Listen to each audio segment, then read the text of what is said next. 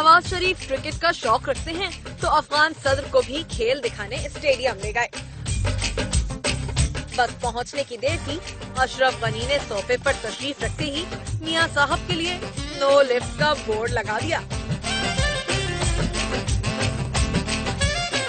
मुझको भी तो लिफ्ट करा दे, थोड़ी सी तो लिफ्ट करा दे।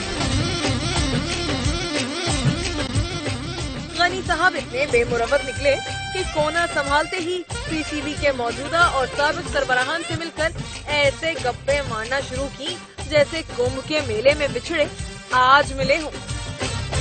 हम तुम कितने दूर दूर दूर, कितने दूर दूर पास पास। रह गए मियां साहब तो उन्होंने दूसरा कोना पकड़ा और चिंगम से दिल बहलाना शुरू कर दिया। मैं यहाँ हूँ, यहाँ हूँ, यहाँ हूँ, यहाँ। वक्त गुजरता रहा, मियां साहब चिंगम चबाते रहे और ज़बान दिल से शायद यही कहते रहे कि एक नजरे करम इधर भी हो तो भला तुझे इतनी भी खबर है कि तेरा हीरो इधर है, तेरा ध्यान किधर है।